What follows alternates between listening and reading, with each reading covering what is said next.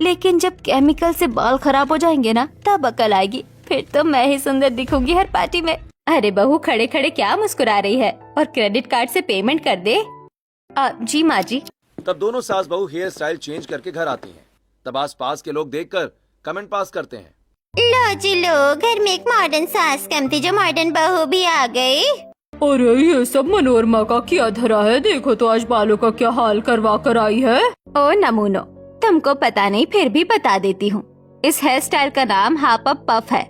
क्या half up puff? अरे मुझे तो ऐसा लग रहा है किसी ने बालों में पहाड़ सा बना दिया हो। हाँ, अभी मैं भी बिल्कुल यही कहने वाली थी। आंटी जी, आपको हेयर स्टाइल के बारे में कुछ मालूम नहीं है, इसलिए आप तो रहने ही दीजिए। थोड़ा सा ब्रश कर लीजिए, दांत पीले हो रहे हैं, तब हंसना। बाप रे, इसकी बहू तो बहुत बेकार है। चंद्रावती दरवाजे पर खड़ी सब कुछ सुन लेती है और अंदर जाकर सबसे कहती है, बस बस, अब मैं और नहीं सह सकती। घर में 2 मॉडर्न बहुएं हो गई है। ये तो ऐसे ही आते जाते बेइज्जती करवाएंगी अपने नए नए चिड़िया का घोंसला बनवाकर और छोटे कपड़े पहनकर। हरिदास जी, मैंने सोच लिया है, अब इस घर में संस्कारी बहू लाने का वक्त आ गया, जो इन सबको सीधा करे और इसका परछाव इन दोनों पर पड़े। बिल्कुल ठीक कहती हो। छोटे पोते की अब घर में संस्कारी बहू लानी ही होगी। तुम चिंता मत करो, मैं पंडित जी से बात करता हूँ। रमेश, तुझे कोई एतराज तो नहीं है ना? क्योंकि इस बार तेरी बीवी से नहीं पूछेंगे। लेकिन मैंने तो सब कुछ सुन लिया पापा जी। मुझे घर में चंपू चमेली गांव की बहू नहीं चाहिए। आप लोग वैसे ही पसंद करोगे। अरे तुम चुप करो। अपने पसंद की बहू इस घर में ले आई हो ना, तो अब माँ की बातों को भी सुन लो और उनकी ही चलेगी इस बार। समझ गई। अब थोड़ी देर रेस्ट करके सबके लिए मैंगो जूस लेकर आ। माँ जी, मैं थक गई हूँ, जाने का बहू तू लेकर आ। थकी तो मैं भी हूँ, लेकिन माँ जी भी ना। दादी जी, आप चिंता मत कीजिए, मैं मैंगो जूस बनाकर लाती हूँ। अनिका फ्रेश होकर सबके लिए मैंगो जूस बनाकर लाती है और सब गर्मी में मैंगो जूस का आनंद लेते हैं।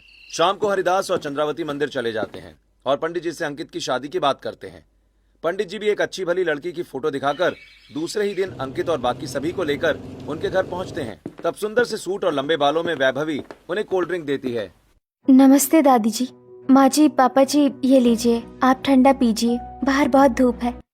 अरे वाह बेटी, तुम तो बहुत प्यारी लग रही हो और समझदार भी हो। तुम्हारे इतने लंबे बाल कैसे? दादी जी, माँ ने शुरू से ही मेरे बालों में सरसों का तेल लगाया है और मैंने हमेशा चोटी बांध के रखी है, इसलिए वो लंबे हैं। इसकी बातों पर मत जाइए, अपनी तारीफ ये कभी नहीं करवाती। इसे शुरू से ही लंबे बाल रखने का बहुत शौक है, इसीलिए शुरू से केयर करती है। और जो ये सूट बनाया है, इसने ही बनाया है। हमारी बेटिया तो सिलाई कढ़ाई बुनाई सब कुछ आता है, बस पढ़ी लिखी नहीं है। क्या करे, खेत में पिता के साथ काम करवाने वाला कोई नहीं था, तो हमारी बेटी ही बेटा बन गई।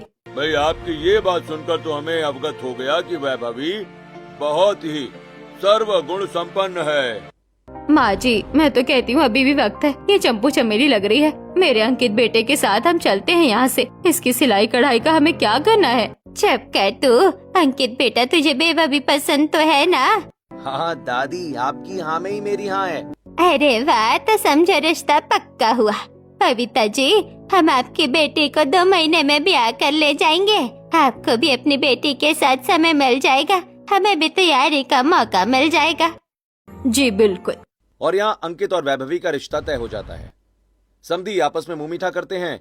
वहीं गुजरते समय के साथ दोनों मॉडर्न सास बहू का मेकअप और हेयर स्टाइल करना कम नहीं होता और 2 महीने बीतते ही चंद्रावती अपने पोते की शादी वैभवी से करवा देती है। बहुत प्यार से उसका गृह प्रवेश किया जाता है। तब अनिका, दादी जी, आपको भी यही गवार मिली थी इस घर की बहू बनाने के लिए। इसमें कुछ भी ऐसा खास नहीं है, ना इसका लहंगा, ना इसका चेहरा, ना इसका बैकग्राउंड। बस करो अनिका बहू, उसमें जो गुण है वो तुझ में नहीं है, तो खुद का कंपैरिजन तो कर ही मत। चंद्रावती के बोलने पर अनिका का मुंह बंद हो जाता है और सास की घूरती आंखों की वजह से डरकर मनोरमा वैभवी का गृह प्रवेश करवाती है। अगले दिन सुबह जल्दी उठकर नई नवेली दुल्हन की तरह 16 श्रृंगार करके वैभवी पहली रसोई का खाना बनाकर सबको खिलाती है, जहां बहुत ही स्वादिष्ट खाना खाकर घर वाले खुश हो जाते हैं। वाह भाई वाह बहू, तुम्हारे हाथों में तो साक्षात अन्नपूर्णा देवी का आशीर्वाद है।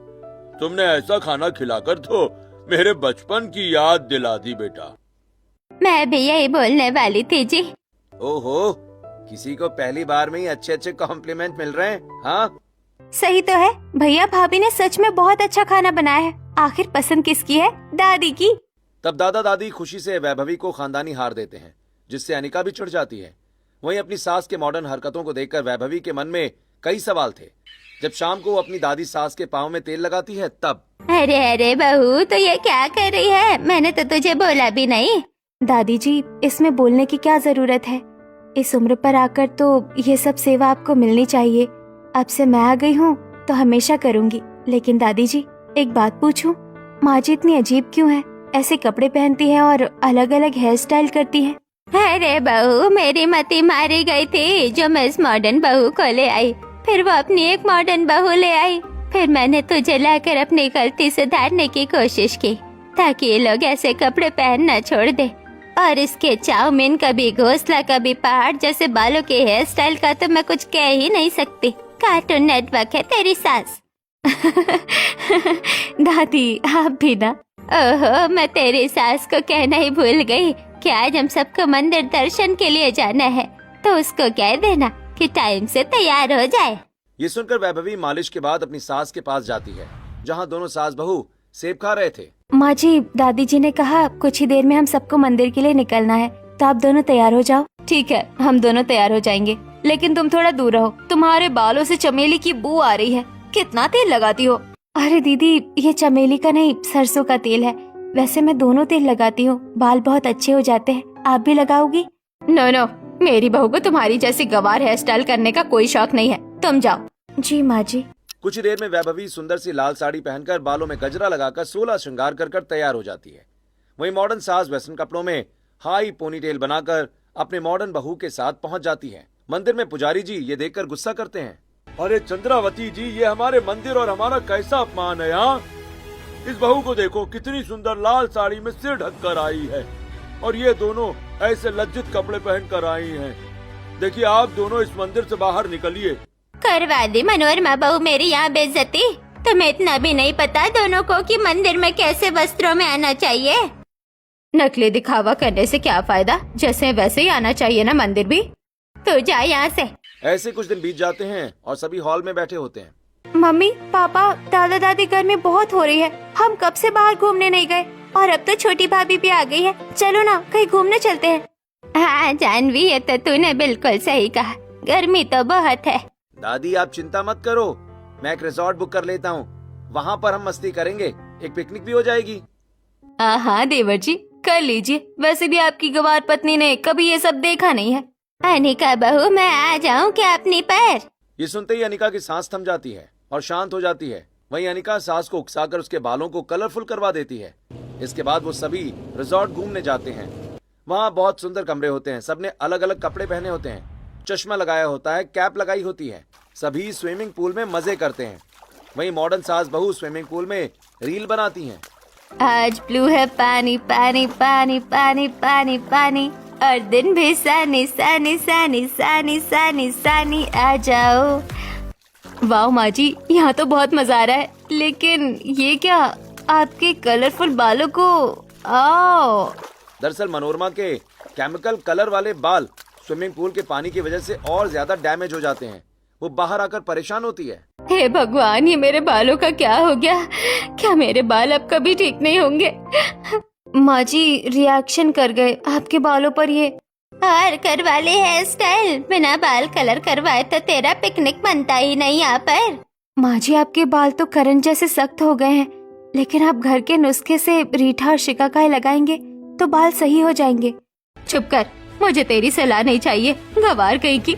इसके बाद सभी वहाँ से वापस आ जाते हैं। अनिका अपनी सास को किसी और बड़े सैलून में ले जाती है, जहाँ उसके बालों का ट्रीटमेंट होता है। बाल रफ होते हैं लेकिन सही हो जाते हैं। फिर पड़ोसन शकुंतला अपने बेटे की शादी का न्योता देती है। सब घर वाले उसकी शादी में जाते हैं।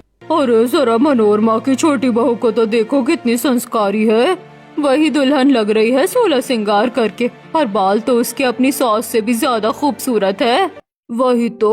और खुद मनोरमा को देखो, छी छी छी, 50 की उम्र में खुद को 16 साल की समझती है। कहावत इस पर ही सूट होती है, सफेद बाल आशिकाना मिजाज। देखा माँ जी, आपकी इस गवार बहू की वजह से कोई भी आपकी तारीफ नहीं कर रहा। अगली बार आपको इससे ज्यादा तैयार होना है ताकि सबकी नजरें आप पर हो। हाँ बहू। शादी में मनोरमा का मूड खराब हो जाता है, इसलिए वो घर जल्दी आ जाती है। ऐसे ही वक्त गुजरता है। अनिका हमेशा अपनी सास की इतनी तारीफ करती है जिससे वो चने के झाड़ पर चढ़ने लगती है और मनोरमा अपने बालों का अलग अलग हेयर स्टाइल करवाती है। कभी स्ट्रेट रेड, कभी कर्ली, कभी बालों को हाईलाइट करवा लेती है और छोटी छोटी रिवीलिंग ड्रेसेस हमेशा पहनती है। फिर एक दिन मनोरमा की सहेली शीना उसे कॉल करके घर की सभी लेडीज को अपनी किटी पार्टी में इनवाइट करती है। तब अगले दिन मॉडर्न सास रेड हेयर करके वेस्टर्न ड्रेस में तैयार होती है। गंवार बहू लंबी चोटी करके कॉटन की साड़ी पहन लेती है। कुछ ही देर में वो किटी पार्टी में पहुंच जाते हैं। अरे वाह मनोरमा, तेरी छोटी बहू कितनी प्यारी और संस्कारी लग रही है। काश ऐसी तेरी बड़ी बहू भी होती और तू भी। चुप कर, ये तो गंवार है, इसे हेयर स्टाइल करना नहीं आता, न ऐसे कपड़े पहनना आता है, इसीलिए ऐसे बनकर आई है और तू इसकी ही तारीफ कर रही है। खैर छोड़। खैर ये सब छोड़ो, आओ सब बैठो, गेम शुरू करते हैं। नमस्ते आंटी जी, मुझे ये सब खेलने नहीं आता, आप मुझे रसोई बता दो, मैं आपके लिए कुछ बना कर ले आती हूँ, आप सब खेलो। मैं भी साइड में बैठी हूँ, तुम सब खेलो। ये है ही गवार, कहाँ से गेम खेलने आएगा, तुम आंटी से पूछकर सबके लिए स्नैक्स ले आओ। अनिका और मनोरमा खुलेआम मजाक उड़ाते हैं, लेकिन वैभवी को बिल्कुल बुरा नहीं लगता और वो सभी को स्नैक्स और कोल्ड ड्रिंक सर्व करती है। जहाँ मॉडर्न लोग गेम खेलते हैं, पार्टी करते हैं और शाम को घर आ जाते हैं, तब शाम को अंकित, हे दादा दादी, इस बार तो आपकी शादी की सालगिरह को पूरे 50 साल यानी गोल्डन जुबली हो जाएगा, तो क्या प्लान है? 2 दिन बाद इस घर में बहुत बड़ा सेलिब्रेशन होने वाला है, वो भी गोल्डन थीम का। भाई मैं तो कहता हूँ कि अंकित दादा दादी जी की दोबारा शादी करवा देते हैं। अरे पागल हो, इस उम्र में हम शादी क्यों करेंगे? नहीं नहीं, इसकी कोई जरूरत नहीं है। अच्छा दादी जी, शादी नहीं करनी, लेकिन वरमाला और एनिवर्सरी पार्टी तो हो सकती है ना? प्लीज दादी जी, और हम सुबह पूजा भी करेंगे सत्यनारायण की। हाँ बहू, ये बहुत अच्छा आइडिया है। तो डिसाइड हुआ, सुबह सत्यनारायण की पूजा होगी और शाम को एनिवर्सरी पार्टी। सब तैयारी में लग जाओ भाई। ठीक है, तो मैं सारा खाना तैयार कर दूंगी, डेकोरेशन भी कर दूंगी। भाभी, इन सब में मैं आपकी मदद करवा दूंगी और रंगोली भी बनाऊंगी और आपके लिए 90s वाले गाने लगाकर पार्टी का माहौल बनाएंगे। फिर तो बहू, मुझे एक अच्छी सी ड्रेस लानी होगी और हेयर स्टाइल भी चेंज करना पड़ेगा। चलेगी ना सैलून?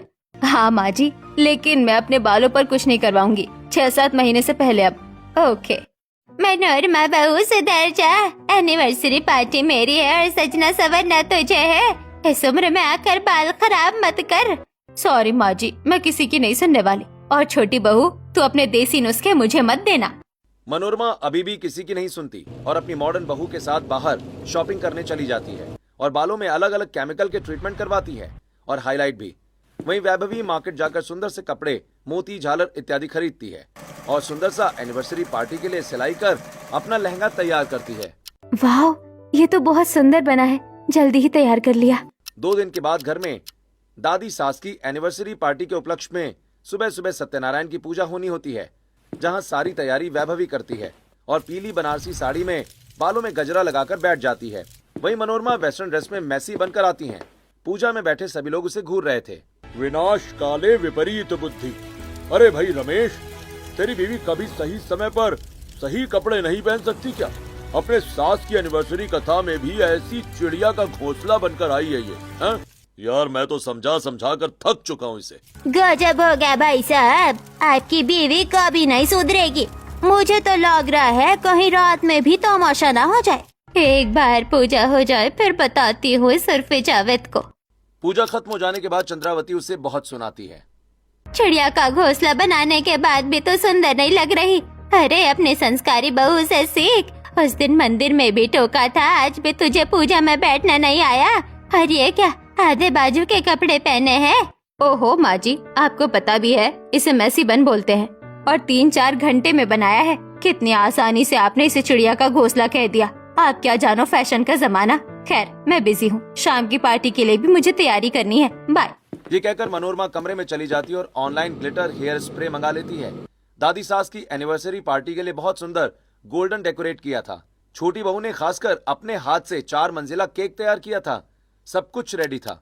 वो भी शाम को अपना बनाया हुआ लहंगा और बालों में अच्छा सा जूड़ा बनाकर 3 गुलाब लगा लेती है। और मनोरमा इतने केमिकल चीजों के बाद भी मानती नहीं है। वेस्टर्न कपड़ों में तैयार होकर जैसे ही उस स्प्रे को अपने बालों पर लगाकर अपने कमरे से निकलती है कि रिएक्शन होने की वजह से उसके सारे बाल धीरे धीरे जमीन पर और उसके हाथों पर गिर जाते हैं। ये देखकर उसकी चीख निकल पड़ती है। नहीं नहीं, ये नहीं हो सकता। ये क्या हो गया मेरे साथ? उसकी आवाज सुनकर एनिवर्सरी पार्टी के सभी लोग वहां पहुंच जाते हैं और उसके टकले चेहरे को देखकर हक्के बक्के रह जाते हैं। अरे मोरी मैया, मनोरमा, ये तूने क्या कर लिया? अरे माँ, मेरी बीवी तो टकली हो गई। हे भगवान, कितना समझाया था बहू तुम्हें कि इस उम्र में अपने बालों के साथ खिलवाड़ मत करो, लेकिन नहीं। देख लिया, नतीजा। इतना अंधा होना भी ठीक नहीं है। पता नहीं कौन से फैशन का भूत सवार हो गया है जो सास बनने के बाद भी नहीं बदला। माँ जी, प्राकृतिक सुंदरता और सादगी ही असली खूबसूरती भी होती है, बाकी सब भ्रम होता है। मनोरमा, बाल और कपड़े इंसान की पहचान नहीं, उसका व्यवहार पहचान होता है। काश अब तुझे अकल आए। कपड़े के कपड़े खराब है और टकली तो तू हो ही चुकी है। माँ जी, मुझे अपनी गलती का एहसास हो गया। अब मैं ये सब कभी नहीं करूँगी। मैंने सिर्फ लोगों की नजरों में रहने के लिए खुद को ही खो दिया। इसका अंजाम मुझे मिल गया और आपकी एनिवर्सरी पार्टी भी खराब कर दी। कुछ खराब नहीं हुआ माँ जी, चलिए मैं आपको तैयार कर देती हूँ।